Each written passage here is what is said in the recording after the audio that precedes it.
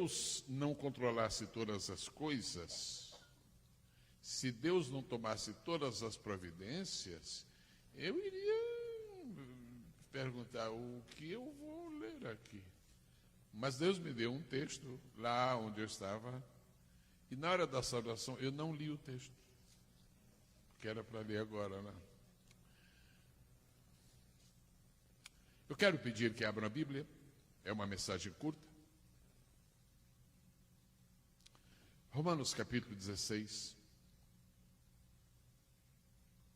versículo de número 10.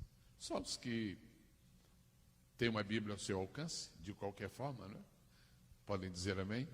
Hoje nós temos a Bíblia virtual, temos a Bíblia na tela, temos a Bíblia nas mãos, e melhor que tudo, temos a Bíblia no coração. Romanos capítulo 16, versículo de número 10. Saudai a Apeles, aprovado em Cristo. É a primeira parte do versículo. Os irmãos podem ler comigo agora juntos, por favor? Vamos ler, podem seguir-me. Qualquer versão é válida, mas quando podemos uniformizar tudo. Deixa eu ver como é que está lá. Saúdem a Apeles, aprovado. É isso mesmo, ok. Saudai. Ok, digam após mim, por favor. Saudai a Apeles, aprovado em Cristo. A epístola que Paulo escreveu aos Romanos é digna de nossa consideração num todo, como toda a Bíblia é digna. Mas em alguns aspectos, nós deveríamos dedicar-nos um pouco mais a considerar o significado da epístola de Paulo aos Romanos. A epístola de Paulo aos Romanos, ela contém uma das revelações mais extraordinárias dadas por Deus ou a qualquer ser humano com respeito a Israel. Extraordinário, realmente. Esta é a palavra. Os capítulos 9, 10 e 11 da carta aos Romanos, elas são uma espécie de Everett da revelação divina, uma espécie de Himalaia da revelação. E nessa epístola, Paulo cita um dos grandes fundamentos da fé cristã: o justo viverá da fé. Mas aqui no capítulo 16, Paulo dedica quase todo o texto a expressar a sua gratidão às pessoas que lhe foram úteis no seu ministério e que abençoaram de diferentes maneiras a igreja do Senhor. Quando chega no versículo 10, muito sinteticamente, Paulo limita-se a pouquíssimas palavras, mas uma grande mensagem. Saudai a Apeles, aprovado em Cristo. Deixe-me sugerir 3 pontos. Primeiro, quem era Apeles? Segundo, que fez Apeles? Terceiro, que lição temos da vida de Apeles? Primeiro é fácil, o outro não é difícil. O terceiro é natural. Apeles, não há nenhuma pessoa que esteja habilitada a dizer quem era Apeles. Não há nenhuma pessoa habilitada a dizer as origens de Apeles. Tudo que se sabe é o nome dele, Apeles. Nada mais. Filho de quem? Não se sabe. Morava onde? Não se sabe. Nasceu onde? Não sabe. Quando nasceu? Não se tem ideia. Quando morreu? Você não precisa ter origens especiais para ser aprovado por Deus. Você só precisa ser fiel.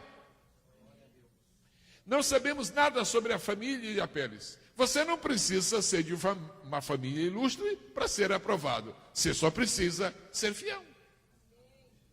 Não sabemos quais eram as atividades eclesiásticas de Apeles. Não sei se era pastor, não sei se era presbítero, não sei se era diácono, não sei o que era. Agora sei que foi aprovado em Cristo. Você não precisa sentar à frente para ser aprovado. Você não precisa ter o microfone na mão para ser aprovado. Você só precisa ser fiel. Há 3 palavras da língua portuguesa que devem ser motivo de nossa alta consideração. Agradeço se podem repetir após mim. Número 1, provado. Número 2, reprovado.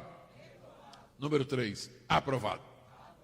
Detenha-se, se possível, em observar o significado destas 3 palavras.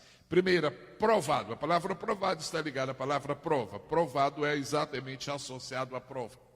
Ser reprovado ou ser aprovado é uma consequência de haver sido provado. Se você sonha em ser aprovado, você tem que esperar primeiro que vai ser provado. Nossos filhos estão sempre sendo submetidos a exames, a provas no colégio.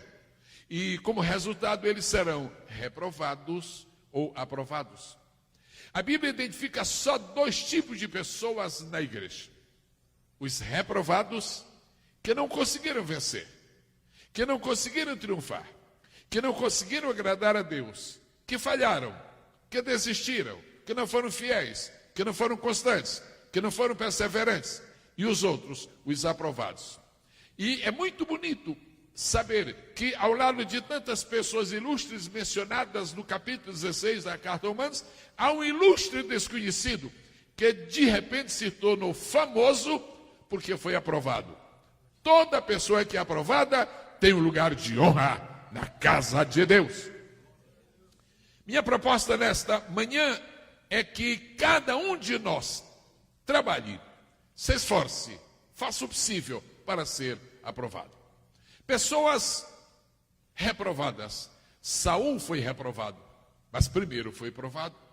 O primeiro exame a que Saul submeteu, ele saiu muito bem. Quando ele foi chamado, quando ele foi procurado para assumir uma grande função em Israel, a Bíblia diz que ele se escondeu atrás da bagagem. Era um homem humilde. Ele não sonhava com coisas grandiosas. Há pessoas que não podem nem sonhar com tarefas grandes, nem sonhar, porque se sonharem, já ficam vaidosos. E há outros que têm uma carga enorme, enorme, e continuam os mesmos, simples. E apesar de toda a sua liderança, apesar de todo o governo que Deus lhe deu, apesar de toda a autoridade, ainda surpreende um dia, dando uma oportunidade para um pequenino falar. Isso é grandeza, é uma grandeza espiritual. Aprovados ou reprovados. A palavra de Deus para ti nesta manhã, meu irmão e minha irmã, é esta: aonde chegarás na tua vida cristã? Como é que a tua família, como é que os teus descendentes vão se lembrar de ti? Como uma pessoa que foi somente provada? Como uma pessoa que foi reprovada? Ou como uma pessoa que foi aprovada? Quero glorificar a Deus esta manhã pela possibilidade que todos nós temos de sermos aprovados. Passar na prova. Aqueles que fogem da prova nunca serão aprovados. Aqueles que desdenham da prova nunca serão aprovados. Aqueles que zombam da prova nunca serão aprovados. Aqueles que ignoram a prova nunca serão aprovados. Aqueles que aceitam a prova têm um meio caminho andado para serem aprovados. E se alguma pessoa está em prova aqui nestes dias, pastor, a prova está difícil, é porque Deus está te abrindo uma porta, não para ser reprovado, mas para ser aprovado, para ser aprovado, para ser aprovado, para ser aprovado. Como é que um homem consegue receber de Deus tantas oportunidades? É porque a aprovação não é só no último dia. Há uma aprovação que será dita, anunciada publicamente no tribunal de Cristo, depois das mãos do Cordeiro. Não estou falando disso agora. Estou falando de pessoas que são aprovadas aqui na terra e já são conhecidas como aprovadas. Não permita que coisa alguma te faça ser reprovado na vida cristã.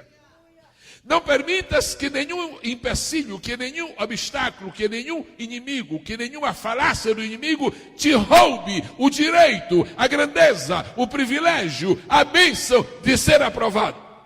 Deus está nos trazendo em meio às provas e dizendo: ganha mais esta, vence mais esta, porque o final tu serás aprovado. A Bíblia diz que havia um homem chamado Demas. Ele tinha tudo para ser aprovado, mas ele abandonou Paulo, ele não foi leal, ele não foi fiel, e Paulo disse: Demas me desamparou, amando o presente século mal. Nota: reprovado.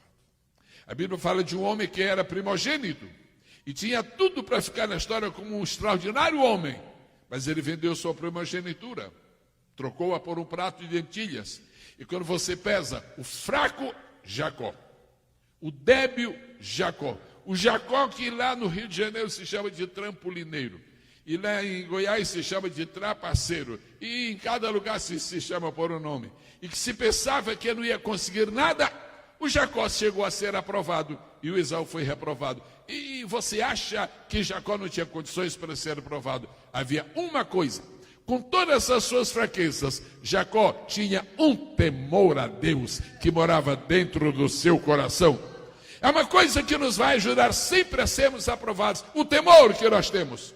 Porque a Bíblia Sagrada diz que o temor de Deus é exatamente o caminho que nos dá acesso à sabedoria. Quantos podem dizer amém? Amém. Aprovado em Cristo. Agora, existem 3 preposições que nós vamos guardar aqui, e antes que eu termine vou mencioná-las. Primeiro, aprovado por Cristo. Pode repetir? Aprovado por Cristo. Segundo, aprovado para Cristo. E terceiro, é aprovado em Cristo. Uma coisa não tem nada a ver com a outra, mas juntas as 3 se coadunam. Há os aprovados por Cristo, aos aprovados para Cristo e aos aprovados em Cristo. Uma diz respeito ao passado, outra diz respeito ao futuro e outra diz respeito ao presente. Aprovado em Cristo não é futuro. Futuro é aprovado por Cristo. Agora o presente é aprovado em Cristo. Aprovado em Cristo. Você vive com Cristo e Ele aprova. Você anda com Cristo e Ele aprova. Você trabalha para Cristo, Ele aprova. Você faz alguma coisa e Ele aprova. Agora, o por Cristo, para Cristo e em Cristo, aprovado para Cristo, é quando o Senhor chama uma pessoa para envolvê-la no ministério. O Senhor chama uma pessoa para lhe dar alguma atividade. Então ele é aprovado para servir a Cristo. Mas depois de ser aprovado para Cristo, ele tem que ser aprovado em Cristo. E se ele continuar aprovado em Cristo, lá na frente, no futuro, ele vai ser aprovado por Cristo. Bendito seja o santo e precioso nome do Senhor Jesus. Eu quero já concluir as minhas passagens, a minha palavra, e nós vamos entrar num momento muito célebre, muito extraordinário, que é o da ceia do Senhor, mas eu quero lhe deixar esta recomendação. Quando você sentir que está numa prova, seja muito cauteloso, não murmure das provas, porque elas são o caminho natural para sermos aprovados. O caminho natural para sermos aprovados. As provas muitas vezes nos entristecem, mas não há nenhuma verdadeira alegria amanhã que não custou uma tristeza hoje. Não haverá nenhuma alegria no futuro que não tenha custado no passado ou no presente uma tristeza. Então, o gozo que Jesus tem hoje pela existência da sua igreja na terra, isso veio depois de um período de muito sofrimento e tristezas que ele passou aqui na terra, enquanto estava realizando seu ministério. Tuas tristezas hoje, amanhã se tornarão em alegria. Amanhã se tornarão em alegria. Receba de Deus uma força nova. Receba de Deus um entusiasmo novo. Receba de Deus a graça para ser fiel e ser aprovado em Cristo. Concluindo, a preposição em, ela obriga-nos a entender que não podemos ser aprovados separados de Cristo. Não podemos ser aprovados se andamos paralelamente. Temos que ser aprovados em Cristo. Então, mergulhe em Cristo. Pense em Cristo. Caminhe com Cristo. Dependa de Cristo. Louve a Cristo. Adore a Cristo, sinta com Cristo, ore a Cristo, fale com Cristo, escute Cristo. E essa amálgama de situações se traduz em uma preposição em, aprovado em Cristo, aprovado em Cristo. Não sei quem era Apeles, mas eu o verei quando chegar lá em cima. Não sabemos nada das suas origens, mas sabemos muita coisa hoje daquilo que significou a sua vida cristã. Findo dizendo-lhes, não se preocupem com o lugar de onde os irmãos vieram. Isso não é a coisa mais importante. Preocupem-se com o lugar para onde os irmãos irão. A coisa mais importante não é o nosso passado, a coisa mais importante é o nosso futuro. Porque o presente apaga o passado, mas é o presente também que vai garantir o futuro. Então seja aprovado hoje em Cristo. Seja aprovado em Cristo. Se você for aprovado hoje em Cristo, amanhã será aprovado por Cristo. Quantos podem glorificar o nome maravilhoso do Senhor Jesus?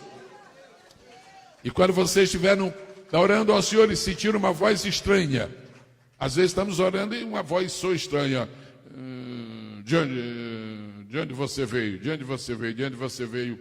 Essa pergunta quem faz não é Deus. Deus nunca vai perguntar de onde você veio. Nunca. Veja isso na Bíblia. Deus não pergunta. Quem pergunta de onde nós viemos são os homens. E quem gosta mais de perguntar de onde viemos é Satanás. Você sabe o que você já fez no futuro. Então Deus não vai lhe perguntar de onde você veio. Se você viu uma voz, de onde tu vieste, de onde tu vieste, me fala do teu passado. Se algum dia os irmãos ouvirem uma voz macabra, aterrorizadora, perguntando, me fala do teu passado, é Satanás. Digo, é Satanás que está... Ele não vai dizer que é. É Satanás que está me perguntando sobre o meu passado? Eu vou te responder. Mas eu só te respondo algo a respeito do meu passado se primeiro tu me falares do teu futuro. Irmãos, nós não temos passado. Em compensação, que futuro temos? Satanás teve um grande passado, mas não tem nenhum futuro. Fiquemos de pé, por favor, e celebremos o que está por vir. E celebremos o que está por vir. Eu estou entendendo que no coração do bispo há um plano de alcançar todos os estados desta federação. É verdade? Eu lhe digo esta manhã, em nome do Pai, do Filho e do Espírito Santo, seu desejo vai ser alcançado.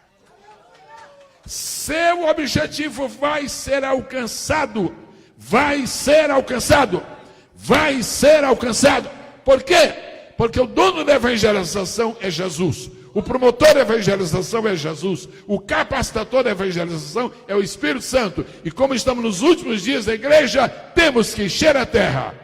Temos que encher a terra. E para encher a terra, temos que começar. E como já começamos, nossa tarefa é terminar. E se terminarmos, não somente teremos sido aprovados em Cristo, seremos aprovados por Cristo no dia da eternidade. Deus a todos abençoe.